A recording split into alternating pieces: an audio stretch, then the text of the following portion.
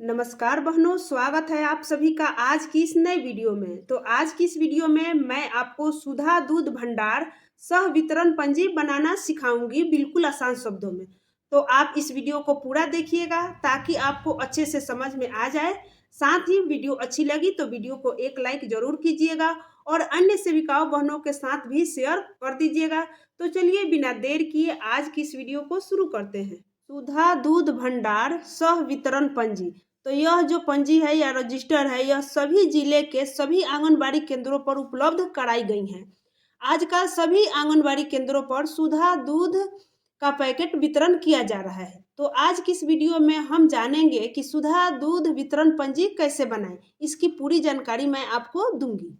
पंजी बनाने के साथ साथ मैं सेविकाओं बहनों को एक छोटी जानकारी भी देना चाहूंगी कि कहीं कहीं सेंटर पर तो ऐसा होता है कि जब सेविकाएं बहनें बच्चों को दूध वितरण कर रही होती हैं, उसी समय बच्चों के साथ कोई अभिभावक आ जाते हैं और सेविकाएं बहनों से पूछ ही लेते हैं कि आप दूध के फायदे और नुकसान के बारे में थोड़ी जानकारी दीजिए। तो उस समय कुछ सेविकाएं बहनें तो बता देती हैं, लेकिन कुछ सेविकाएं बहनें घबरा जाती हैं। तो मैं आपको थोड़ी दूध के फायदे और नुकसान के बारे में जानकारी आपको दूंगी।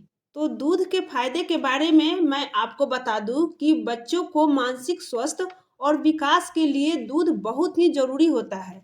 दूध एक ऐसी चीज है जिसमें सभी जरूरी तत्व मिल जाते हैं। दूध से शरीर में एनर्जी देती है, दूध दिमाग को तेज करती है, दूध थकान को भी दूर करती है, साथ में हड्डियां भी मजबूत करती है। तो दूध के नुकसान भी मैं आपको बता दूं कि दूध नहीं मिलने पर कई प्रकार की संक्रामक बीमारियों का खतरा बढ़ जाता है।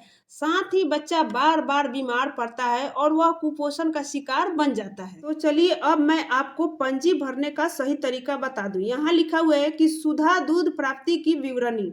दूध प्राप्ति की तिथि, जिस दिन आप दूध प्राप्त कर रही हैं उस दिन का डेट आप यहाँ डाल दीजिए। उसके बाद लिखा हुआ है कि दूध प्राप्ति की मात्रा, यानी कि आपने कितना पैकेट दूध प्राप्त किया। एक पैकेट में 200 ग्राम दूध की मात्रा रहती है, तो आपने कितने पैकेट प्राप्त किए। जितने पैकेट प्राप्त किए होंगे उतना पैकेट आपको यहाँ लिख देना है। यहाँ लिखा हुआ है कि पूर्व से शेष दूध की मात्रा। यदि पिछले माह आपने दूध प्राप्त किया हुआ है तो उसमें से जो दूध शेष बचा हुआ है उसकी मात्रा आपको यहाँ लिख देनी है। उसके बाद सब जोड़ करके आपको यहाँ लिख देना है। फिर यहाँ लिखा हुआ है सेविका का हस्ताक्षर। फिर यहाँ सेविका अपना हस्ताक्षर कर देंगी। फिर यहाँ दिया हुआ है दिनांक कि आपने किस डेट को, यानी कि किस तारीख से आंगनबाड़ी केंद्र में बच्चों को दूध देना शुरू की, उस दिन का आप यहाँ डेट डाल दीजिएगा।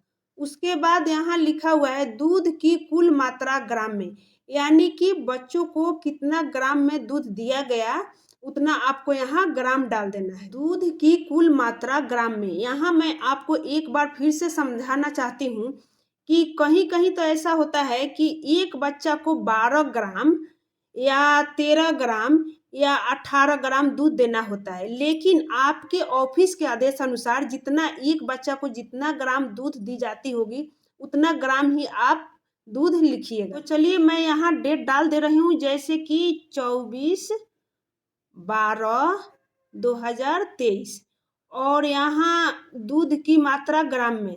तो जैसे कि बिहार में 13 ग्राम दूध दी जाती है तो 13 ग्राम यहाँ मैंने लिख दिया। यहाँ पूछ रहा है कि उपस्थित बच्चों की संख्या। आपके रजिस्टर के अनुसार कितने बच्चों की संख्या है, 20 बच्चे हैं, 25 बच्चे हैं या 30 या 35 बच्चे हैं, उतने बच्चों की संख्या आपको यहाँ लिख देनी है। जैसे कि मेरे यहाँ 30 बच्चे हैं तो हम यहाँ 30 लिख दिए।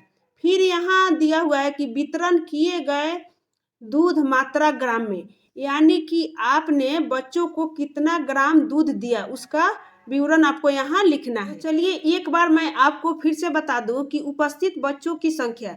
यदि आपके केंद्र में 30 बच्चे हैं या 20 बच्चे हैं तो आप कितना ग्राम दूध दीजिएगा। यदि आपके केंद्र में 20 बच्चे हैं और आपको 12 ग्राम ही दूध देना है तो आप इस प्रकार से गुना करके 20 गुने 12 और फिर आप यहाँ 240 लिख दीजिएगा। यदि आपके केंद्र में 25 बच्चे हैं और आपको 12 ग्राम दूध देना है तो फिर यहाँ गुना करके आप बहुत ही आसान तरीके से लिख सकती हैं।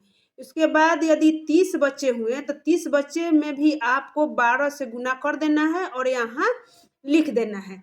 इसके साथ ही मैं आपको बता दूं कि किसी किसी परियोजना में एक बच्चा को 12 ग्राम, 13 ग्राम या 18 ग्राम भी दूध दिया जाता है। तो आपके परियोजना में कितना दूध दी जाती है उसी के अनुसार आप इस प्रकार से गुना करके आप बहुत ही आसान तरीके से लिख सकते। फिर इतना लिख लेने के बाद यहाँ दे रहा है कि शेष दूध की मात्रा ग्राम में।